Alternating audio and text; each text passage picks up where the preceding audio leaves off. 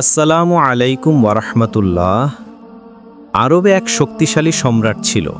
তার ধন সম্পদের পাহাড়ও ছিল, কিন্তু তার মন ছিল অহংকারে অন্ধ। তিনি আর কেউ নয়, তিনি হলো সাদ্দাদ। তিনি নিজ হাতে ৩০০ বছরের ব্যবধানে বেহেশত তৈরি করল, কিন্তু প্রবেশ করতে পারল না। কিন্তু কেন? এই ভিডিওতে লুকিয়ে আছে এই তথ্য। আজকে এই বিষয়টি সম্পূর্ণ আলোচনা করব ইনশাআল্লাহ। তাই ভিডিওটি না টেনে সম্পূর্ণ দেখতে থাকুন। সাদ্দাদের অহংকার কি তাকে ধ্বংস থেকে রক্ষা করবে, নাকি শাস্তি অপেক্ষা করছে? এটাই গল্প সাদ্দাদের বেহেশত। অনেক দিন আগের কথা। আরবে এক বিশাল বংশ ছিল সাদ। এই বংশের মানুষরা ছিলেন লম্বা চওড়া, শরীরদার ও অতি শক্তিশালী। তারা তখনকার সময়ে আরব দেশে শক্তি ও কর্তৃত্বের প্রতীক ছিল। তাদের একটি মহান বাদশা ছিল, নাম সাদ্দাদ। সাদ্দাদ ৭ মুসুলুকের ৭ রাজ্যের রাজা। তার ধন দৌলত অগণিত। হাজার হাজার সিন্দুক, অনন্ত মণিমুক্তা হীরা, লক্ষ লক্ষ হাতি, বিশাল ঘোড়া, অসংখ্য সৈন্য সামন্ত সবই তার ছিল। উজির নাজির সেবক দল, আমলাদাররা তার আশপাশে ঘুরে বেড়াত, আর তার রাজপ্রাসাদ দিনরাত সজ্জায় ব্যস্ত থাকত। সাধারণত ধন দৌলত বেশি হলে অহংকার বাড়ে। সাদ্দাদেরও সেই অহংকার অতিমাত্রায় পৌঁছে গিয়েছিল।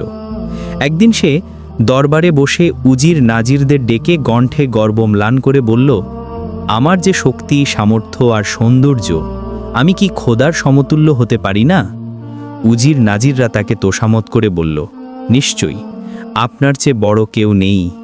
প্রাচীন আরবে মানুষ গাছ, পাথর ইত্যাদি প্রতিমা করে পূজা করত। সাদ্দাদ তা নিষ্ঠুরভাবে অপছন্দ করত। সে হুকুম করল, আর কেউ মূর্তি পূজা করবে না, বরং সবাই আমাকে অর্থাৎ সম্রাট সাদ্দাদকে পূজা করতে হবে। তার আজ্ঞা অপ্রশ্নেয়। রাজ্যের সবাই বাধ্য হল। একদিন দরবারে হাজির হলেন হুদ নামক এক নবী। নবীগণ আল্লাহর বন্ধু। দরবারের লোকজন তাকে দেখেও ভয় পেলেন না। নবী বাদশাকে বললেন, আপনি কেন নিজের ওপর অতিরিক্ত অহংকার করছেন? পরকালের ভয়ের জন্য আল্লাহর দিকে ফিরে আসুন। হুদ নবীর কথা শুনে দরবার বিস্মিত হল। সাধারণত কেউ সাহস দেখিয়ে রাজাকে তেমন কথা বলে না। সাদ্দাদ রুষ্ট হয়ে প্রশ্ন করল, তোমার খোদাকে কেন মানব? হুদ বললেন, কারণ তিনি পরম কল্যাণকর। তিনি ধার্মিকদের জন্য বেহেশত বানিয়েছেন। সাদ্দাদ অবজ্ঞাভাবে হেসে বলল, তোমার খোদার বেহেশত আমার থেকে কি সুন্দর? হুদ মর্মাহত কণ্ঠে বললেন, হ্যাঁ, আল্লাহর বেহেশত অনন্ত ও অপরূপ। তবে সাদ্দাদ প্রতিজ্ঞা করল, আমি তোমার খোদার বেহেশত থেকেও আরও অনন্য ও অসাধারণ একটি বেহেশত বানাবো। আমি দেখাবো আমার বেহেশত তোমার খোদার বেহেশত থেকেও শ্রেষ্ঠ। উজির নাজিররা তাকে উৎসাহ দিল এবং তিনি হুকুম করলেন বেহেশত তৈরির উপযোগী বিশাল জায়গা খুঁজে বের করতে। তারা একটি বিশাল স্থান খুঁজে পেল, দৈর্ঘ্যে ৮,০০০ মাইল, প্রস্থে ৫,০০০ মাইল। সাদ্দাদের হুকুমে রাজ্যের সব মূল্যবান রত্ন, মণি মুক্তা হীরা, পান্না ইত্যাদি এক জায়গায় জড়ো করা হলো। অগণিত শ্রমিক, শিল্পী, কারিগর কাজ শুরু করল। ৩০০ বছর পর তৈরি হলো এক অপূর্ব দিগন্ত বিস্তীর্ণ বেহেশত। সেখানে ছিল সাদা পাথরের প্রাচীর, মার্বেল, ইয়াকুত ও অন্যান্য রত্নশোভা। দেওয়ালে সুচিত্র নকশা, ঝুলন্ত ঝাড় লণ্ঠন, রাতেও আলোকিত। সূক্ষ্ম শিল্পকর্ম, জলধারা মণিমুক্তার মতো ঝোলে। তার ধারে হীরা মণিমেলা ঘাট, আর স্নানঘরে শত শত রূপসীরা গোসল করত। সেখানে নৃত্যশালা, সঙ্গীতশালা, নানা দেশের সুন্দরী বা হুরি সংগ্রহ করা হয়েছিল। তারা নাচত, গান গাইছিল। পাশে হাজার হাজার তরুণ নৃত্যশিল্পী কচি কচি শিশুদের মতো নাচত। সবশেষে সাদ্দাদকে আমন্ত্রণ জানানো হলো। এক শুভ দিনে সাদ্দাদ তার উজির নাজির, সৈন্য সামন্ত, শোভ সমান নিয়ে সৌন্দর্য বাঁধা ঘোড়ায় চড়ে বেহেশতের দিকে রওনা দিলেন। দূর থেকেই বেহেশতের দৃশ্য চোখ জ্যান্ত করে তুলল। অনন্য দীপ্তি ও সৌন্দর্য।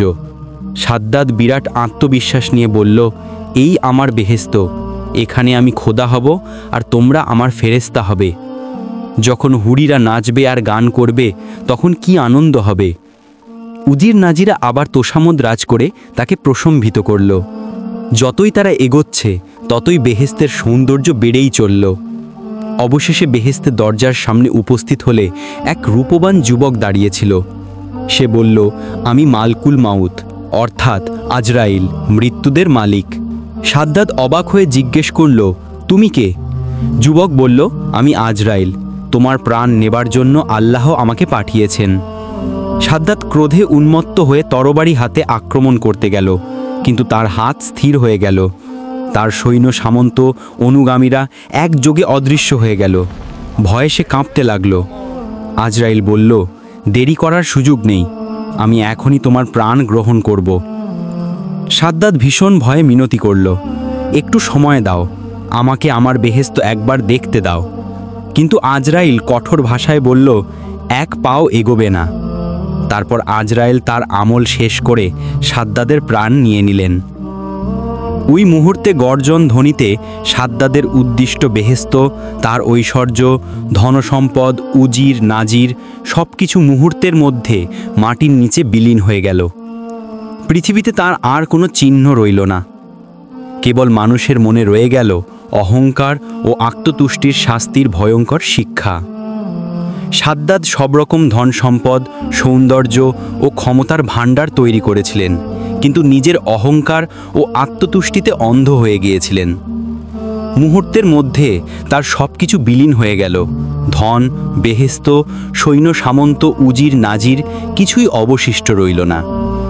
এই কাহিনী আমাদের শেখায়, অহংকার ও অতিরিক্ত আত্মমুগ্ধতা কখনো মানুষের শক্তি, ধন বা সামাজিক মর্যাদা রক্ষা করতে পারে না। দুনিয়াবি ধন সম্পদ সাময়িক, কিন্তু আল্লাহর ভয়ে চলা ও ন্যায়পরায়ণতা চিরস্থায়ী। প্রকৃত শক্তি আসে আল্লাহর সঙ্গে সম্পর্ক ও সৎপথে চলার মধ্য দিয়ে। এইভাবেই শেষ হলো সাদ্দাতার বেহেশত। এর শিক্ষা আমাদের মনে থাকবে চিরকাল। অহংকার ও অহেতুক দুনিয়াবি আকাঙ্ক্ষা কখনো মানুষের চিরস্থায়ী সাফল্য নিশ্চিত করতে পারে না। প্রিয় দিনী ভাই ও বোনেরা, যদি ভিডিওটি আপনাদের ভালো লেগে থাকে তাহলে আলোর গভীরতা পরিবারের অংশ হয়ে যান। সাবস্ক্রাইব বটনে ক্লিক করুন, পাশে থাকা বেল আইকন চাপুন, যাতে পরবর্তী গুরুত্বপূর্ণ ইসলামিক ও দুনিয়াবি শিক্ষামূলক ভিডিওগুলো মিস না করেন। আপনার একটি লাইক ও শেয়ার অন্য কারো জীবনে হিদায়েতের আলো ছড়িয়ে দিতে পারে। চলুন আমরা সবাই মিলে কুরআন, হাদিস ও জীবনের বাস্তব দুনিয়াবি শিক্ষা অনুসরণ করে জীবন আলোকিত করি। আল্লাহ তাআলা আমাদের সকলকে দ্বীনের সঠিক জ্ঞান ও সৎ দুনিয়াবি জীবন দান করুন। আমিন।